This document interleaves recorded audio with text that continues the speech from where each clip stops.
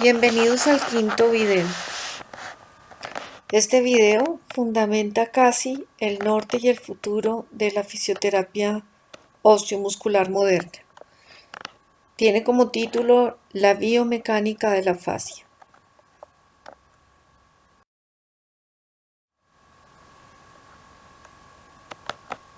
Y algo que siempre quiero enfatizar: el hábito no hace al monje, mis queridos compañeros.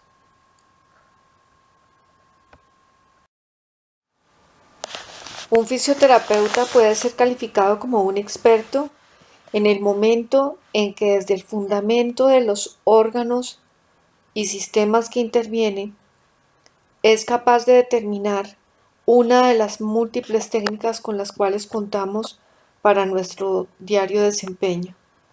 Es entonces donde el conocimiento fundamental de los órganos, desde su origen embriológico hasta sus alteraciones biomecánicas en la patología, nos darán un marco conceptual que nos permita ser sin duda asertivos en la elección de nuestra intervención.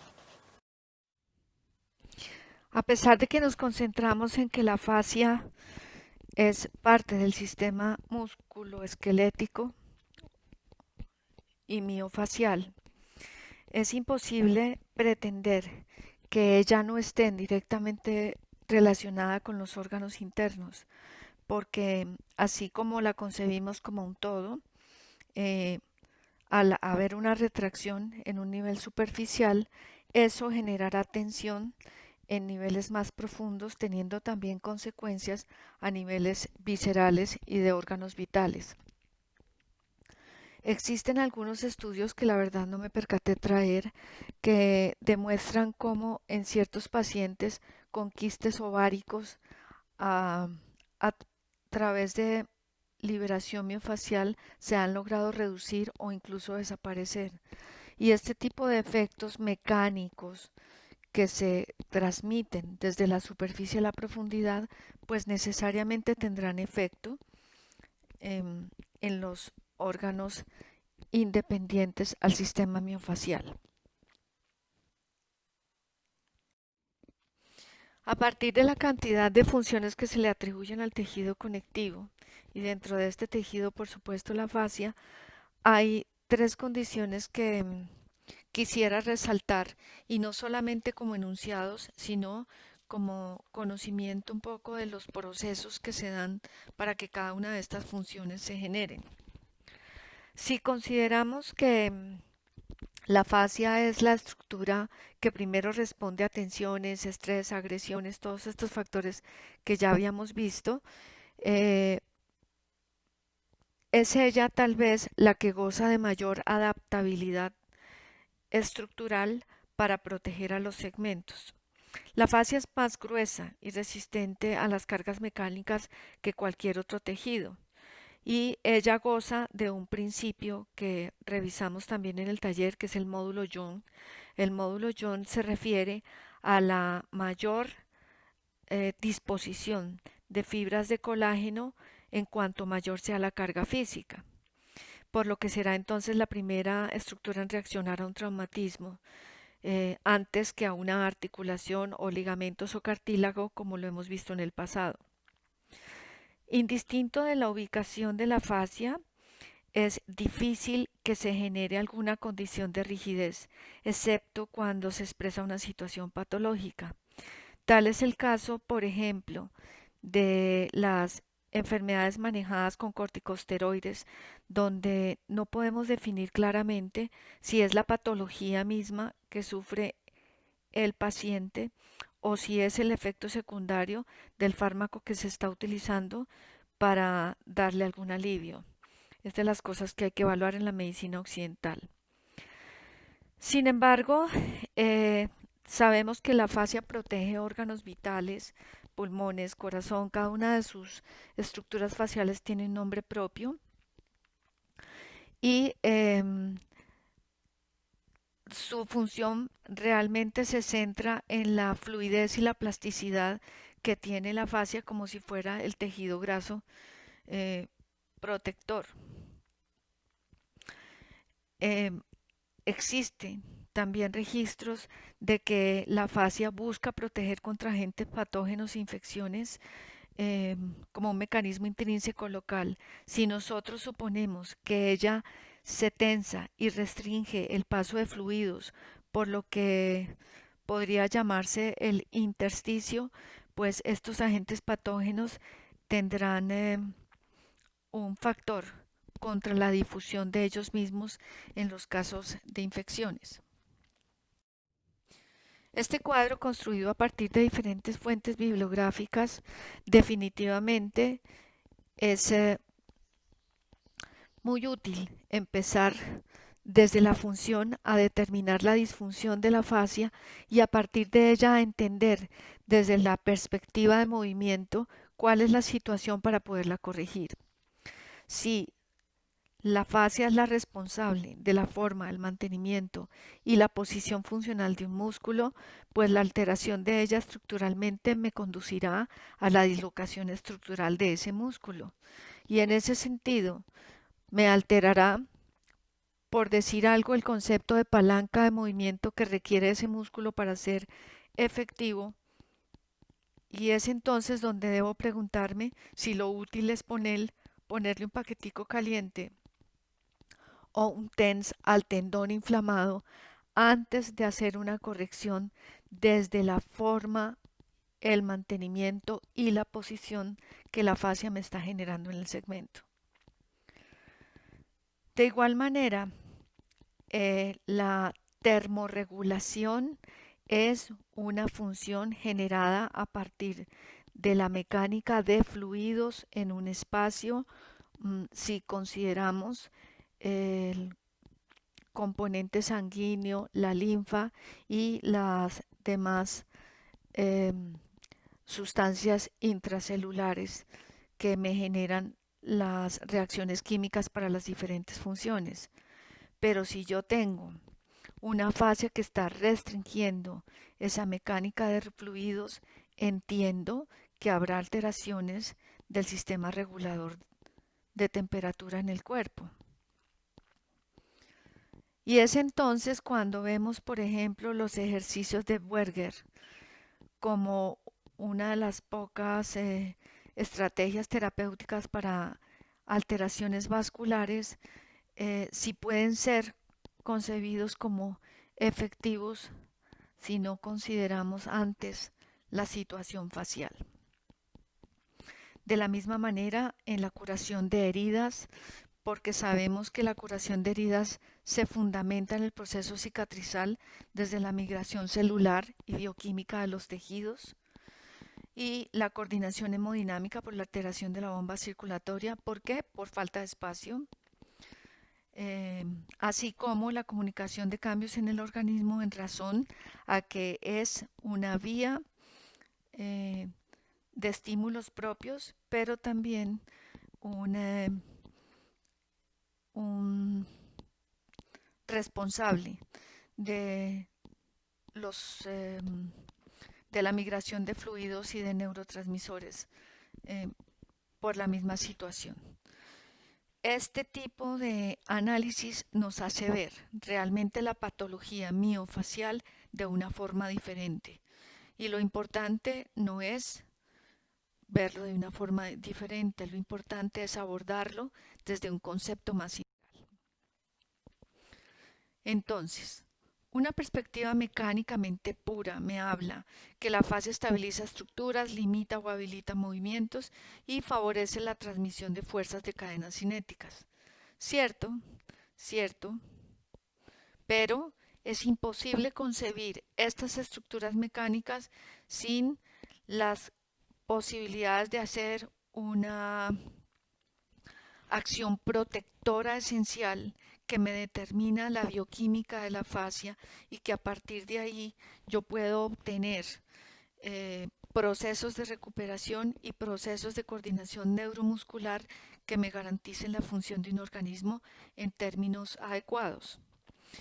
En el segundo renglón, donde dice cicatrización de heridas, les pongo entre paréntesis tracción. Podemos incluso concebir compresión como un estímulo mecánico que me favorece la organización del colágeno y la regulación vascular. Y estas son las dos eh, estrategias mecánicas que nosotros utilizamos sobre la fascia para favorecer, imagínense la cantidad de procesos.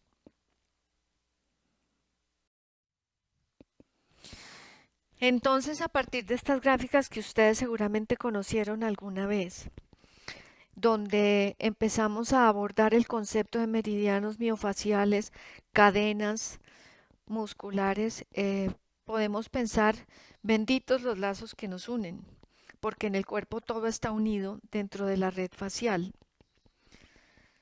En ese sentido, debemos considerar la fascia como el mayor órgano sensorial y como fuente directa de los problemas físicos, debido a que además de ser la responsable de la estructuración postural, también hay evidencia científica de que tiene terminaciones nerviosas propias, que con el paso del tiempo y de acuerdo a las cargas físicas a las que el individuo está sometido, inherentes a su propia postura, a su propia genética o a su propio trabajo, la fascia se encoge gradualmente para favorecerlo, se tensa, puede adherirse, generando desalineación, y cuando nosotros la manipulamos con estrategias terapéuticas específicas, lo que pretendemos es una posición óptima estructural, haciendo a partir de aquí que el individuo recupere su estado sano y equilibrado desde una perspectiva plena, como el movimiento intrínseco y extrínseco mm, en sus propias posibilidades. Es decir, nosotros no solamente estamos liberando mecánicamente, y ya esto queda claro, estamos liberando una función bioquímica y de fluidos en el cuerpo humano.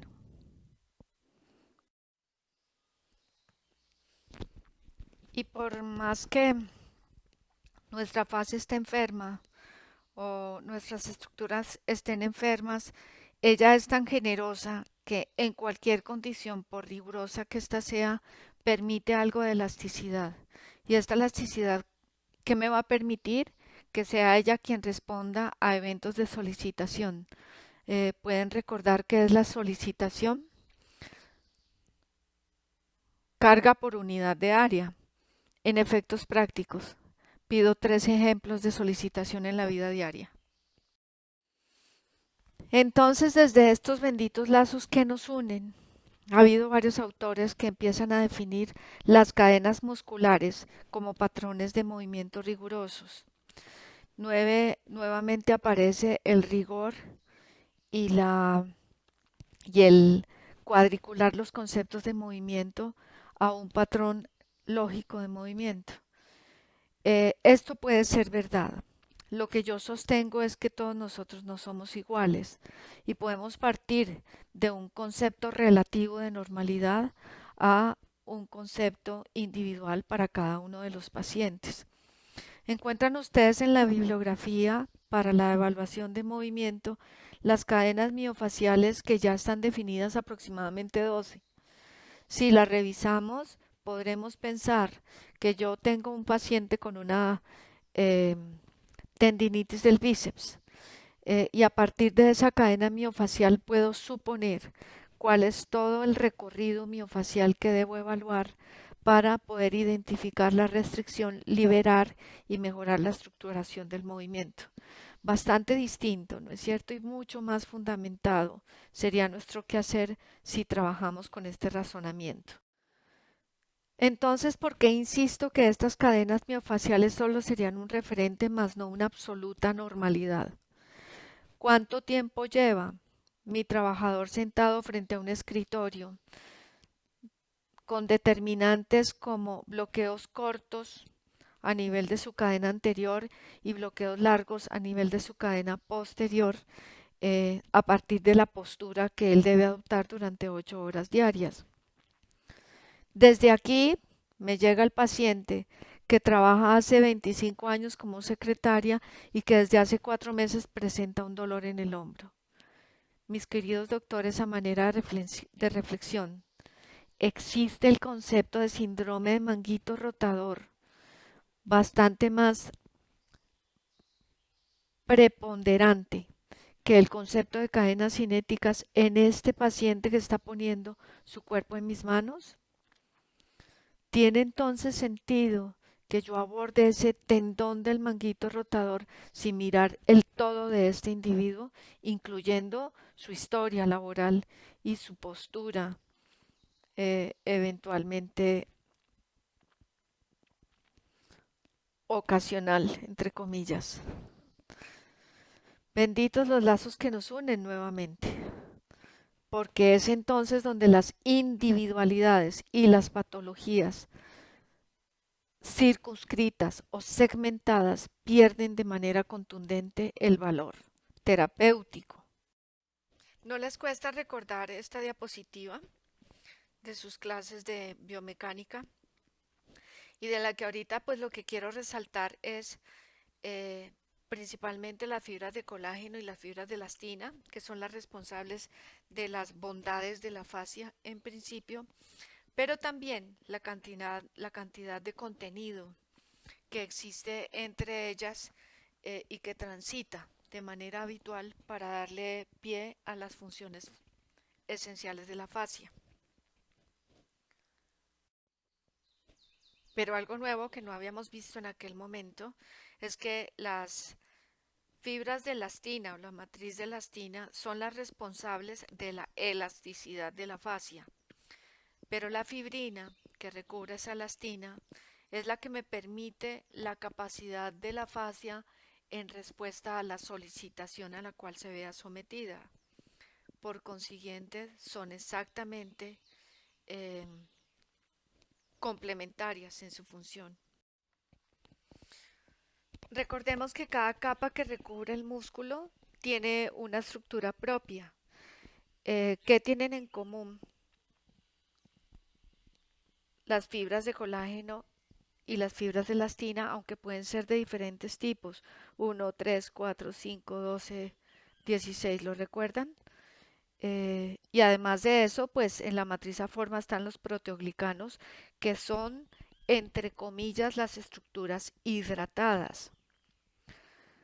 Las fibras de elastina, que le confieren la capacidad de elongación a la fascia, necesariamente deben estar conservadas para que el músculo juegue con sus diferentes condiciones, largas o cortas.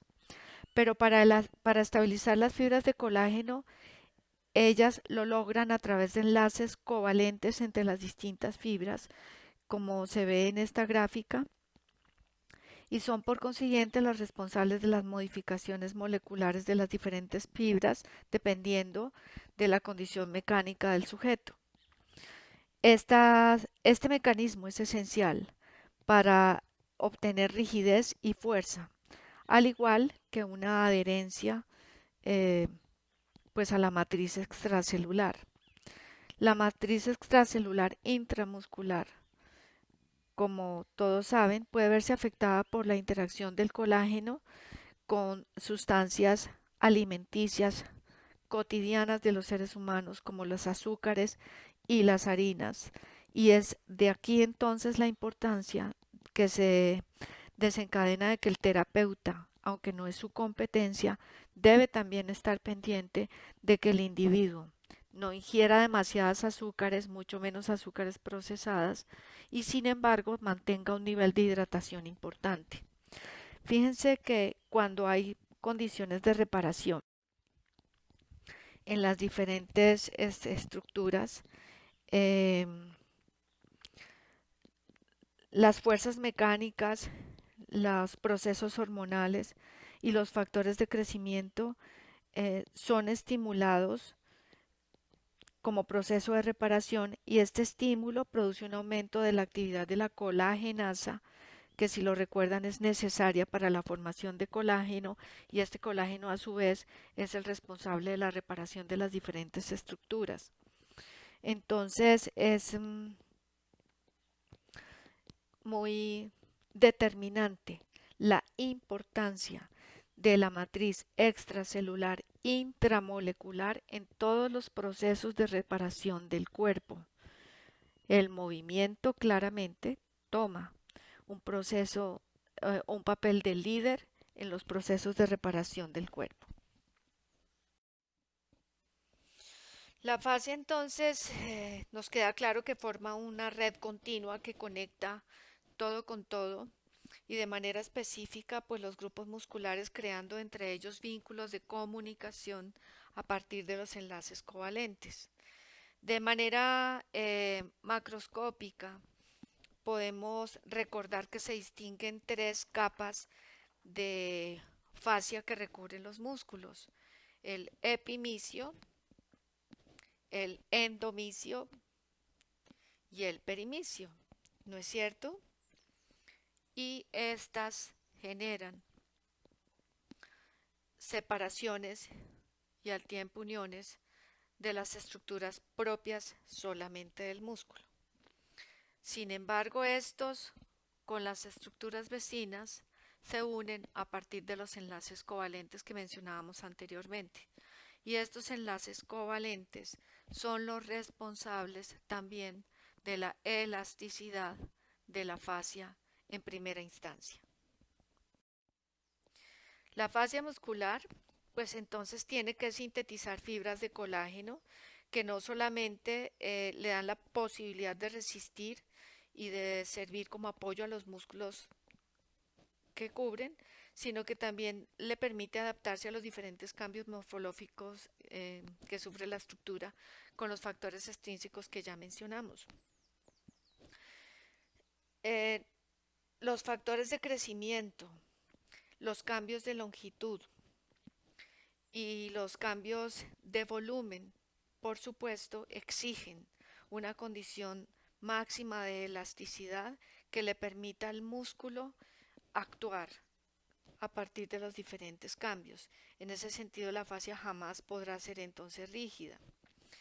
Y adicionalmente, la fascia es capaz de transmitir y amortiguar las cargas a las que se somete el músculo, porque sus fibras se orientan desde las fibras de colágeno en las diferentes direcciones que han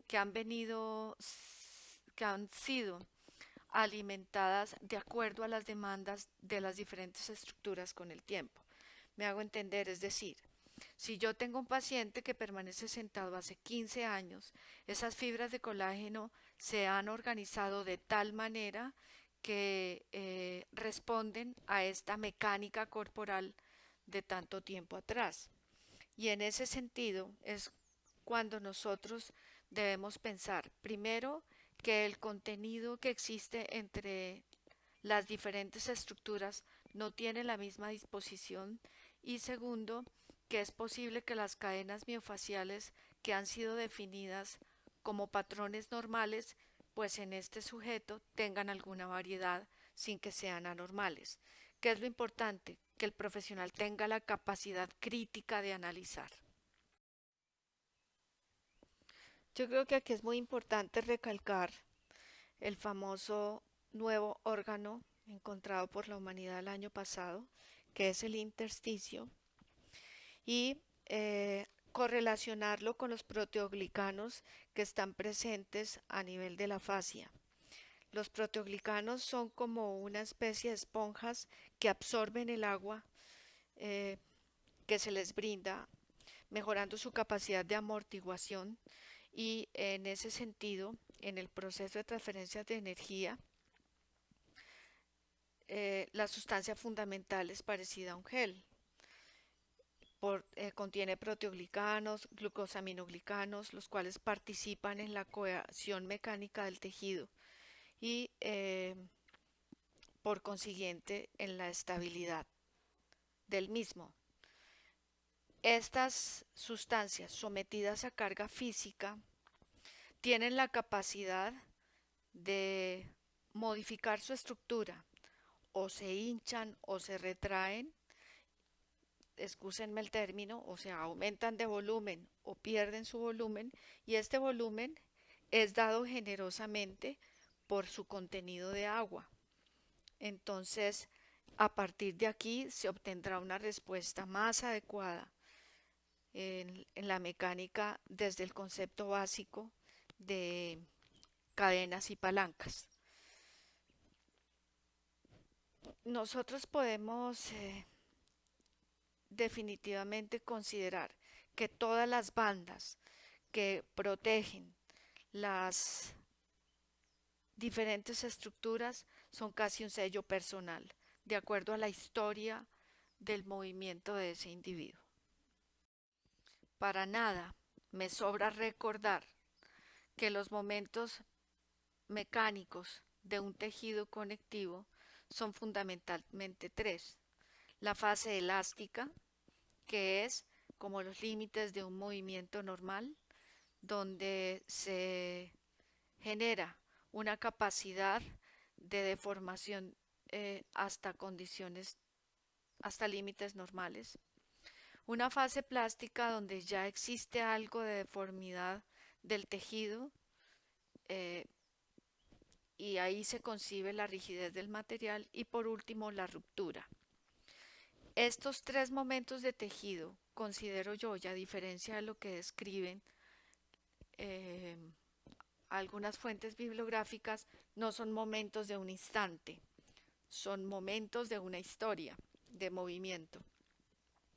Yo puedo saturar la capacidad elástica de mi tejido hasta tal punto que le genere una deformidad. Y esta deformidad con el tiempo hace que pierda su condición de elástica por completo y me lleva a la ruptura. Sin embargo, también lo podemos ver, por ejemplo, en eventos traumáticos de forma inmediata. Tal es el caso que cuando ustedes se enfrentan a un paciente con una tendinitis, yo no tengo la menor duda de que estas fases que están aquí descritas llevan un proceso histórico sobre ese tendón, a tal punto que lo calcificó y finalmente lo rompió.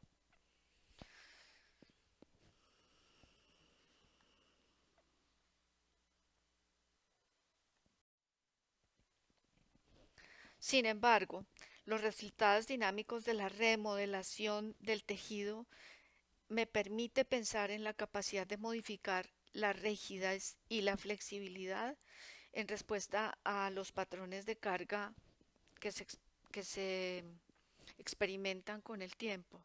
Por consiguiente, yo no puedo pensar que un individuo en la condición señalada con un no en rojo no sea capaz de corregir mediante una intervención de su tejido facial de una manera muy profesional. No puedo desahuciar a mi paciente con un dolor de espalda, porque la flexibilidad y las condiciones del tejido conectivo así me lo demuestran. Una de las teorías de la fascia que revisamos cuando ustedes cursaban la asignatura biomecánica era la teoría dinámica. La teoría dinámica dice que el músculo se encarga de generar la fuerza, mientras la fascia se encarga de distribuirla en razón a que actúa acorde a la carga de la estructura. Esto bien explicado, ¿qué es? El generador de la fuerza indudablemente son las fibras musculares, pero quien determina la estructuración de ese músculo, la posición y el brazo de palanca es la fascia.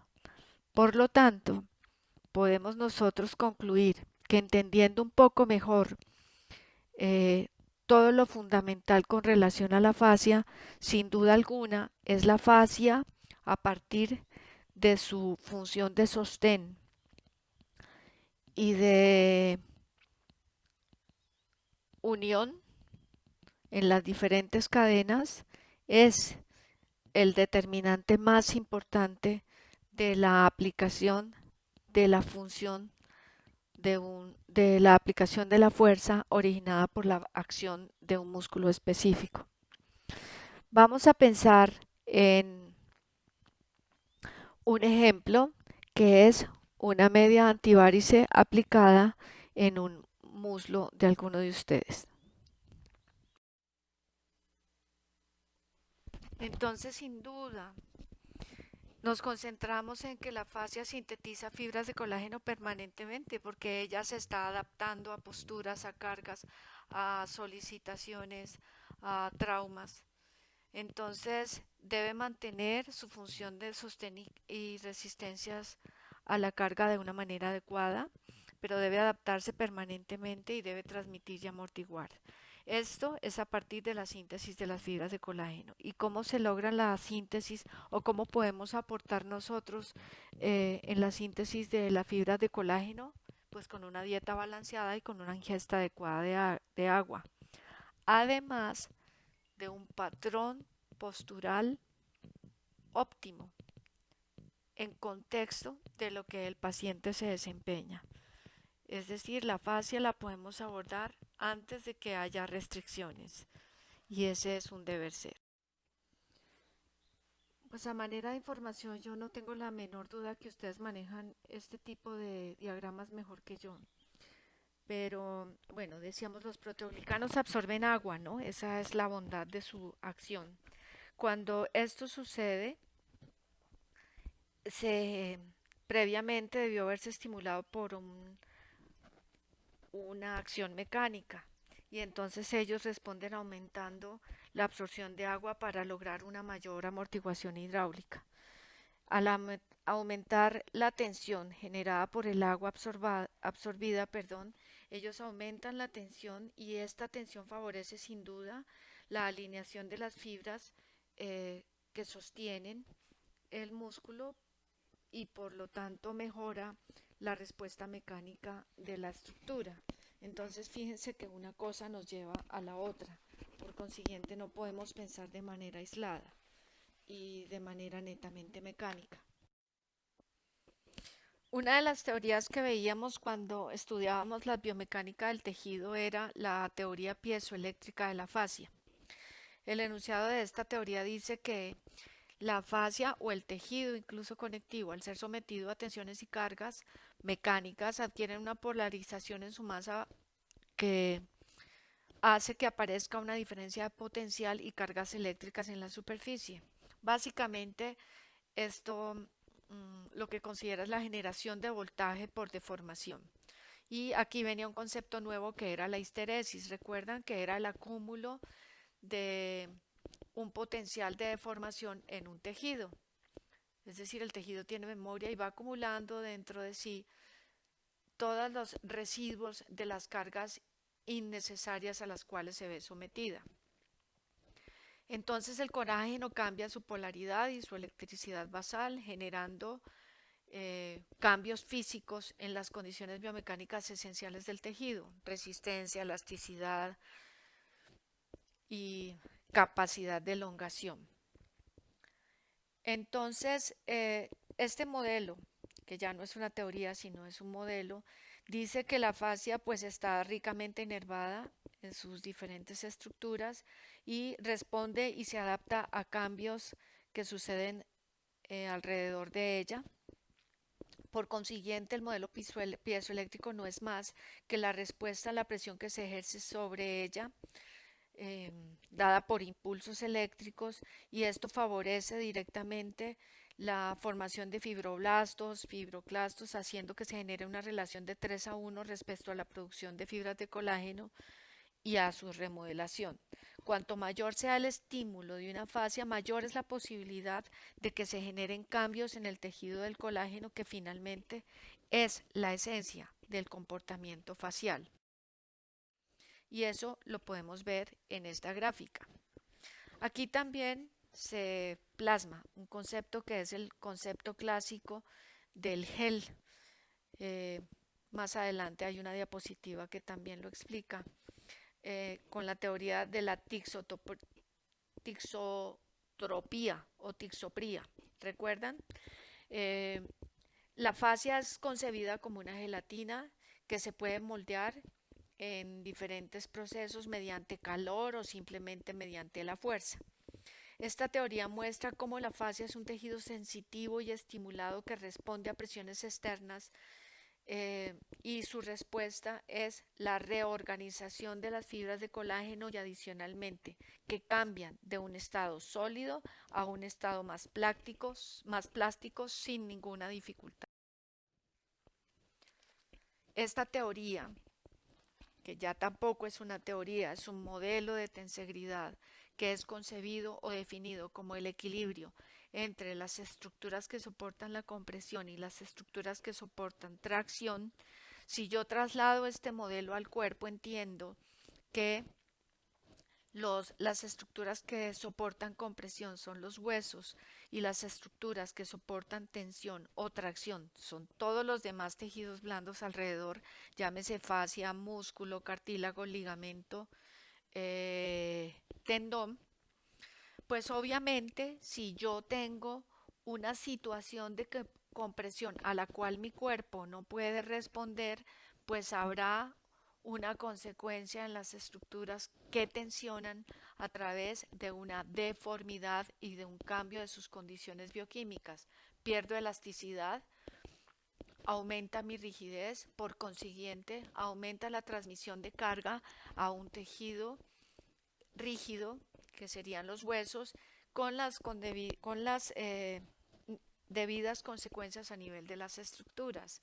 Es decir, si yo hago una evaluación postural y trato de interpretarlo con un modelo de tensegridad adecuado, voy a tener un hallazgo de cargas y tensiones específicas anormales en diferentes segmentos del cuerpo. Por consiguiente, podría prevenir la lesión, si esto es a tiempo, de esas estructuras intraarticulares, mejorando y manteniendo un equilibrio en tejido. Fíjense lo importante.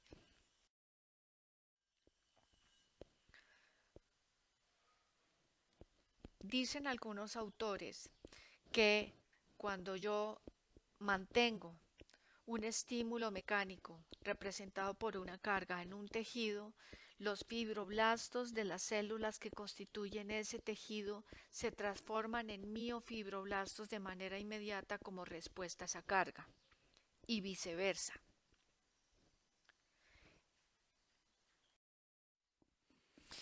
Y volvemos entonces a la teoría de la tixotropía, que es una propiedad de los fluidos que no tienen una viscosidad constante. Entonces, pues la fascia es un coloide, es un estado de materia en el que un sólido o un líquido está disperso en el otro. Por ejemplo, teníamos la diagramación de esta situación con un pudín de frutas, donde las frutas o la situación sólida pues es el colágeno y la elastina de la fascia, mientras que el flan es la sustancia amorfa. Pero si, si yo puedo mantener una presión constante en estas frutas que hacen parte del pudín o puedo aumentar su temperatura, pues sin duda este fluido cambiará de estado. Y esta es la teoría de la tixotropía y eso es lo que sucede con la fascia. Les recordaba o les decía yo en algún momento el ejemplo de la mantequilla en una sartén. Cuando yo saco la mantequilla de la nevera está congelada, cuando la caliento en una sartén esa mantequilla cambia de, de estado y es exactamente esta propiedad la que favorece la modificación de la fascia. Eh, bueno, y aquí intento entonces diagramar de alguna manera lo que acabo de decir. La fascia tiene la capacidad de moldearse a través de estímulos mecánicos o estímulos de calor.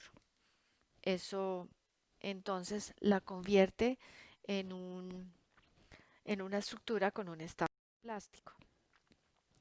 Y esta era la diapositiva que veíamos eh, cuando veíamos la biomecánica de tejidos, que es exactamente igual. Un estímulo mecánico hace cambiar la condición de este tejido. Aprovechémonos entonces de él. Para terminar, se definen entonces las cadenas miofaciales funcionales y pongo supuestamente como circuitos predeterminados de continuidad en dirección y en planos anatómicos por donde circulan las fuerzas organizadoras de un movimiento. Y este es un concepto perfectamente válido y útil. Lo que yo no quisiera es que lo determinemos tal y como está en el libro, de una forma diferente a un patrón de normalidad de referencia. Es cierto que para yo generar una extensión de hombro requiero una contracción de los músculos transversos, del iliocostal, del dorsal ancho y del cuadrado lumbar en su orden. Y si yo voy a estabilizar mi tronco, pues estas cadenas son bastante útiles cuando voy a generar entonces un patrón biomecánico que demanda mucha fuerza a nivel de mi brazo. De la misma manera funciona, por ejemplo, el core abdominal, y estas son condiciones fundamentales inherentes a la efectividad de un movimiento. Pero es que todos no somos iguales, y esta diapositiva lo muestra claramente. Y en ese sentido, para nosotros como expertos del movimiento, es indispensable evaluar al paciente y es indispensable concebir cómo para él un patrón biomecánico podrá ser más cómodo y eficiente a partir de las características propias de él.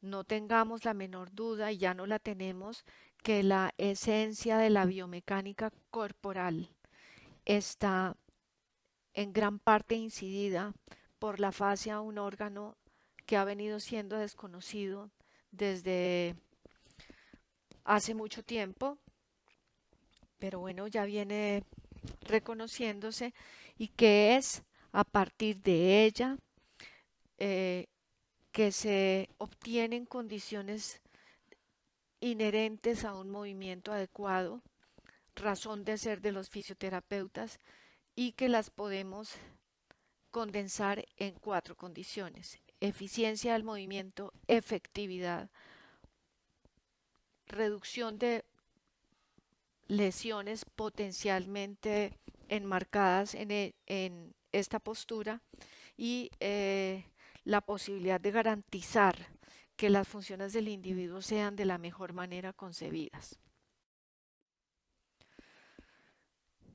No podemos negar entonces que existen una transmisión de cargas en tensión, y que definitivamente el modelo eh, aprendido desde la acción muscular individual pues tiene que verse modificado por estos modelos plasmados en los conceptos de meridianos miofaciales, y que entonces estas bandas continuas por las cuales debe discurrir la tensión hacia el hueso a partir de las teorías que acabamos de estudiar deben verse soportadas por un equilibrio tensional que nos lo da sin duda el concepto de meridianos miofaciales, quienes van a modificar la relación entre los huesos entre sí, y por consiguiente van a generar modificaciones, porque no son alteraciones, entre la estática y la dinámica de un cuerpo en movimiento. Entonces, cuando una fascia está enferma, cuando su estructura se altera, ¿y qué consecuencias me va a dar? Pues una fatiga muscular, cuando a veces erróneamente los terapeutas lo interpretamos como debilidad de un músculo. Una alteración articular, llámese artrosis incipiente. ¿Esto se puede cambiar? Pregunta. Una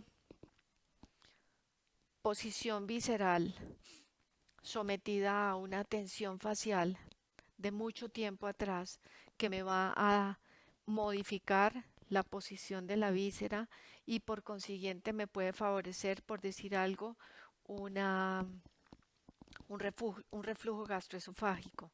Por favor, no piensen que yo estoy loca.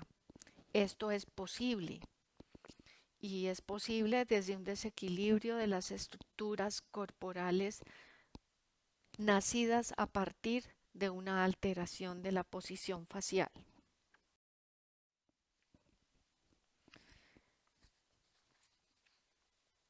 Yo tengo como fisioterapeuta un concepto fundamental para mi actuar, que es la formación de la cicatrización. La cicatrización desde el tejido miofacial cuando es sometido a trauma pues implica un proceso de inflamación y reparación que ya todos conocemos.